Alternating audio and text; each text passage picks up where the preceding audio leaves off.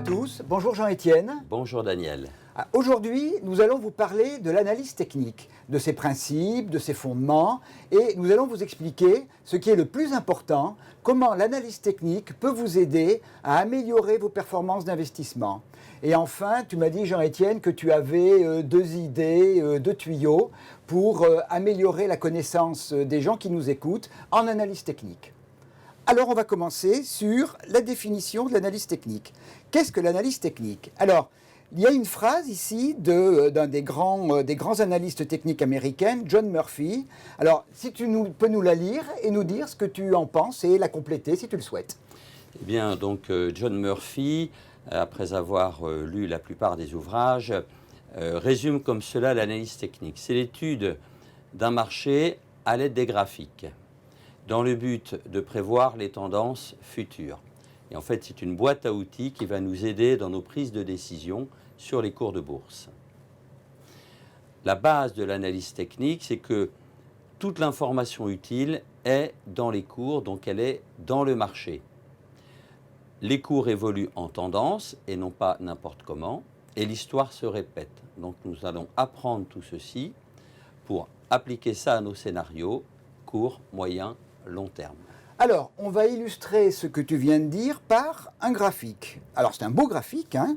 Alors, on voit déjà, tu parlais de tendance tout à l'heure, on voit donc là une très très belle tendance qui se développe, avec une droite, une ligne de tendance qui suit très très bien les cours. Et puis, là, on arrive dans une zone, et tu vas nous expliquer qu'est-ce qui se passe dans cette zone, et quelles sont toutes ces horizontales, elles servent à quoi?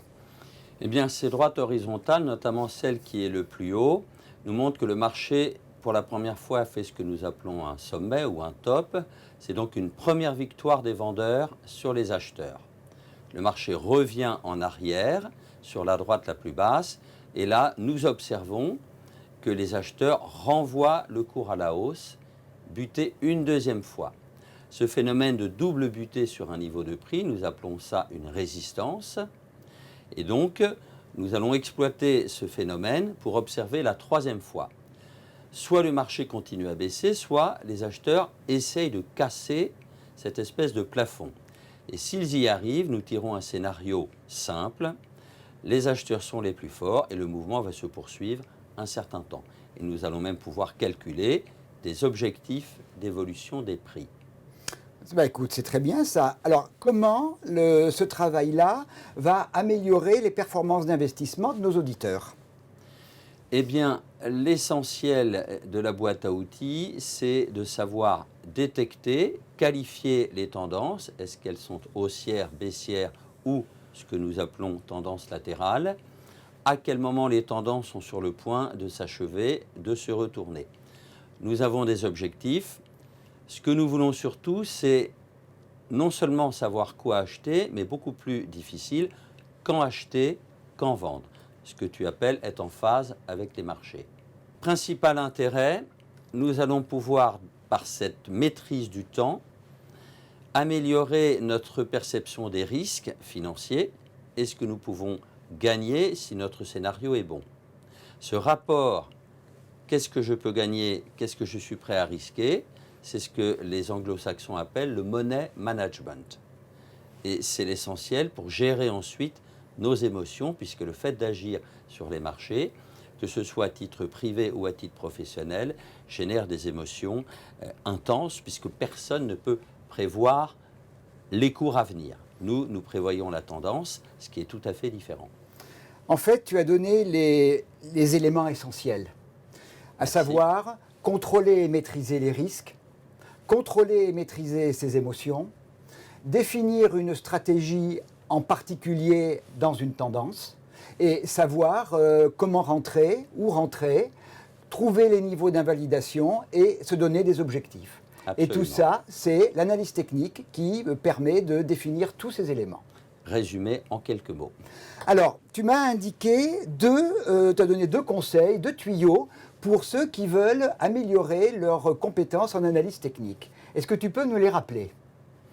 Eh bien, le premier conseil, c'est de savoir, évidemment, utiliser les outils de l'analyse technique afin de construire des positions avec un bon équilibre entre ce que l'on souhaite gagner si le marché valide notre scénario et ce que l'on est prêt à perdre.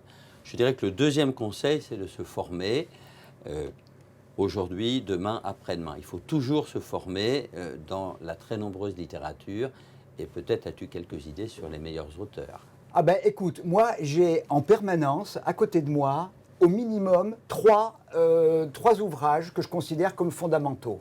Il y a celui de français, on va les donner en premier, donc de Julian Ebenzahl et Thierry Béchu.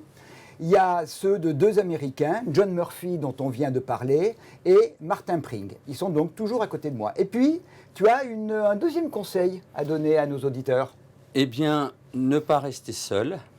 C'est un peu le danger sur les marchés financiers. Et retrouver d'autres personnes, professionnels ou investisseurs privés, qui ont de l'expérience ou qui ont une perception différente de la tienne.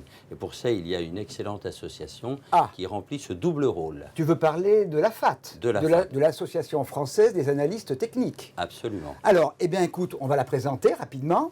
Donc, l'AFAT est une association, donc loi de 1901, sans but lucratif. Elle est totalement indépendante puisqu'elle ne vit que grâce aux cotisations de ses membres. Les membres du conseil d'administration et son président sont tous bénévoles et les membres de l'association sont soit des professionnels des marchés financiers, soit des investisseurs privés, les deux ayant en commun de vouloir se former et d'améliorer leurs connaissances en analyse technique. Alors, quels sont les objectifs de notre association? Donc, le premier, bien entendu, promouvoir l'analyse technique dans les milieux de la finance, dans les milieux universitaires et auprès des investisseurs privés. Nous voulons contribuer à l'émergence de critères de qualité dans l'usage de cet outil propre à cette approche des marchés financiers. Nous proposons des manifestations de qualité très régulièrement et dans le respect des standards internationaux dans ce domaine. C'est-à-dire que nous avons une approche orthodoxe et rigoureuse de l'analyse technique. Et l'AFAT est la branche française d'une organisation internationale, mondiale, qui s'appelle l'IFTA, et qui a mis au point des diplômes professionnalisants. Et pour la France, l'AFAT aide les participants à préparer le diplôme et fait passer ce diplôme. Et puis, en fait, donc, l'accompagnement dans la formation de ses membres, donc, l'objectif est de favoriser leur apprentissage à travers des manifestations techniques, en présentiel, ou par des webinaires, ou par une bibliothèque de prêt où il y a les meilleurs ouvrages.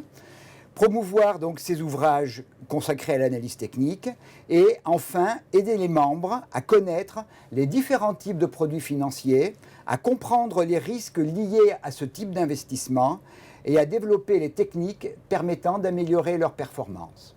Alors, si vous voulez en savoir plus concernant l'AFAT, donc vous avez les coordonnées du site internet. Vous avez un email sur lequel on vous répondra très rapidement et je vous propose de nous suivre sur notre compte Twitter @afatnews où nous proposons quotidiennement des analyses techniques dans le respect de l'orthodoxie. Voilà, eh bien il ne nous reste plus qu'à vous souhaiter une très bonne journée. Jean-Étienne, à bientôt, bonne journée à toi. Merci Daniel, à bientôt. Au revoir.